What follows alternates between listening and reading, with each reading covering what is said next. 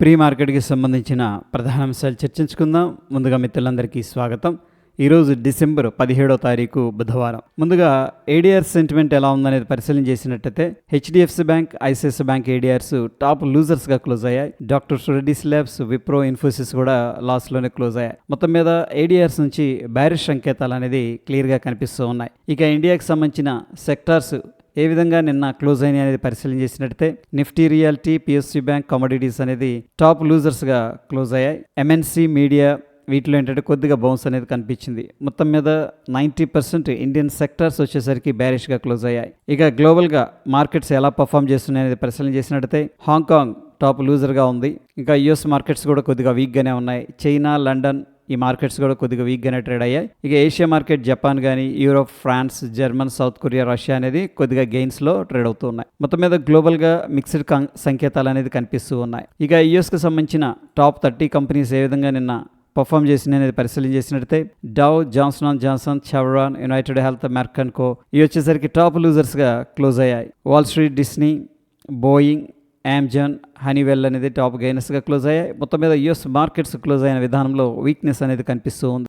గ్లోబల్గా economic calendar అనేది పరిశీలన చేసినట్టయితే నిన్నటి రోజున అక్టోబర్ మంత్కి సంబంధించిన యావరేజ్ అవర్లీ ఎర్నింగ్స్ అనేది వచ్చింది. And non form payroll data కూడా రావడం అనేది జరిగింది. అయితే నవంబర్ మంత్ వచ్చేసరికి నెగిటివ్గా ఉంది.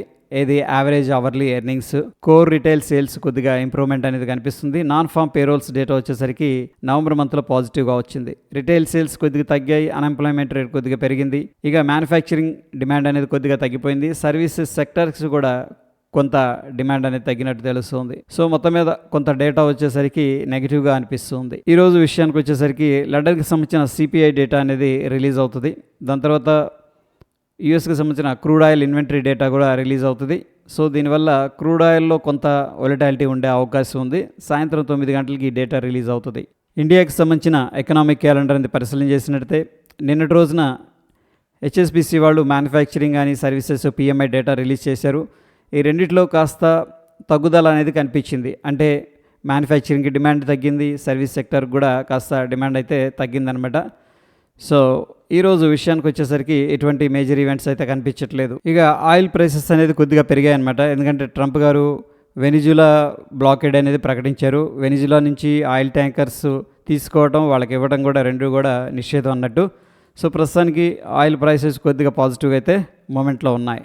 ఫ్యూచర్ అండ్ ఆప్షన్స్లో ఏ ఒక్క కంపెనీ కూడా రిజల్ట్ అయితే అనౌన్స్ చేయట్లేదు. మార్కెట్ వైడ్ పొజిషన్ లిమిట్లో బంధన్ బ్యాంక్ ఉంది. అంటే ఇది బ్యాన్ లిస్ట్లో ఉంది. దీంట్లో మనం ఫ్యూచర్స్ అండ్ ఆప్షన్స్ ట్రేడ్ చేయకూడదు. క్యాష్ మార్కెట్ బై సెల్ అనేది చేసుకోవచ్చు. సమ్మాన్ క్యాపిటల్, ఆర్బీఎల్ బ్యాంక్ అనేది ప్రాబ్లీ బ్యాన్ లిస్టులకు వెళ్ళడానికి పాసిబిలిటీస్ అయితే కనిపిస్తూ ఉన్నాయి. Individual stocks VEDL, supreme industries, Titan అనేది వీటిల్లో సిగ్నిఫికెంట్గా లాంగ్ బిల్డప్ అనేది జరుగుతున్నట్టు డేటా అనేది చూపిస్తూ ఉంది. అంటే ప్రైస్ ఇంక్రీజ్ అవుతుంది, ఓపెన్ ఇంట్రెస్ట్ కూడా ఇంక్రీజ్ అవుతుంది. సో ఇక్కడ నుంచి కొద్దిగా అప్ సైడ్ ఉంటుంది అని చెప్పేసి పార్టిసిపెంట్స్ పొజిషన్స్ అయితే క్రియేట్ చేశారు.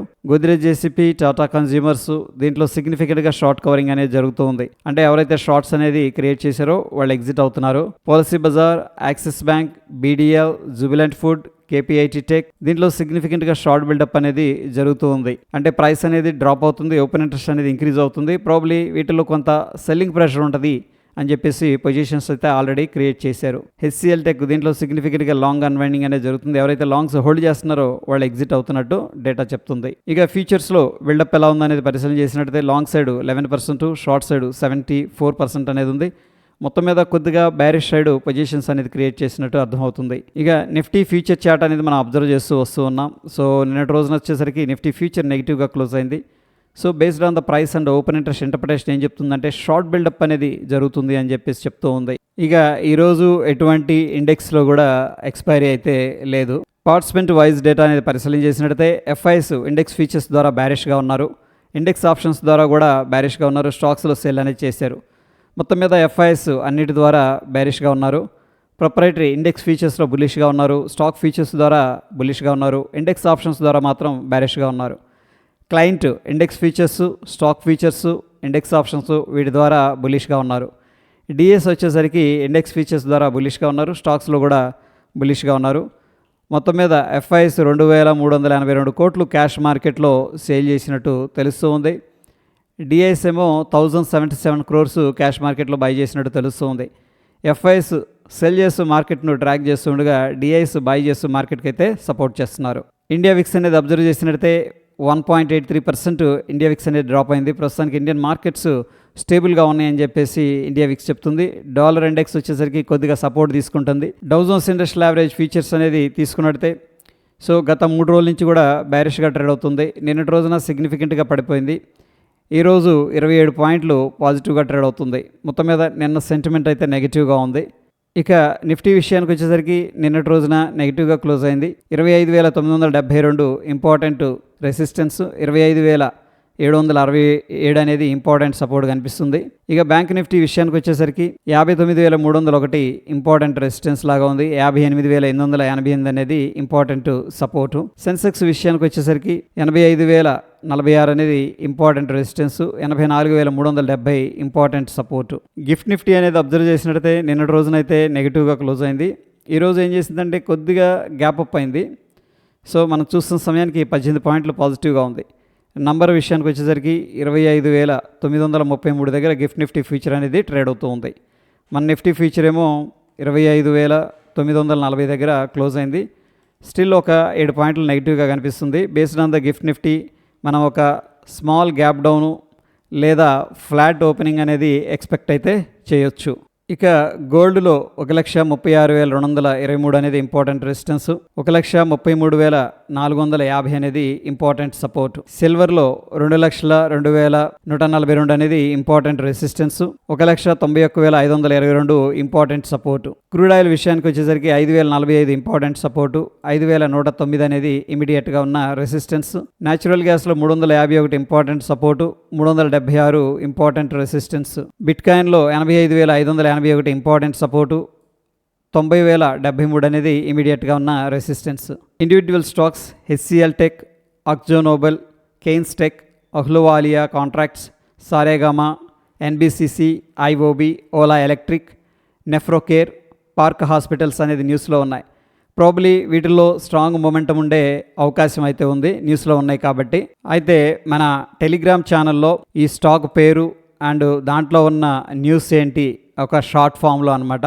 అండ్ అది పాజిటివా నెగిటివా అనేది నేను అప్డేట్ అయితే చేస్తున్నాను. సో ఎవరైతే ఇండివిజువల్ స్టాక్స్ అనేది ట్రాక్ చేస్తున్నారో ప్రాబ్లీ ఇది మీకు హెల్ప్ అవ్వచ్చు. టెలిగ్రామ్లో జాయిన్ అవ్వకపోతే లింక్ అనేది కింద ప్రొవైడ్ చేస్తున్నాను డిస్క్రిప్షన్లో, దాని ద్వారా మీరు జాయిన్ అవ్వండి. At the same time mint వాళ్ళు ఏంటంటే కొన్ని స్టాక్స్ అనేది ఓపెన్గా రికమెండ్ చేస్తున్నారు. అయితే వాళ్ళ ఎంట్రీ ప్రైస్ ఏంటి, టార్గెట్ ఏంటి అండ్ ఎవరు రికమెండ్ చేస్తున్నారు ఏంటి అనేది కూడా నేను అప్డేట్ చేస్తున్నాను.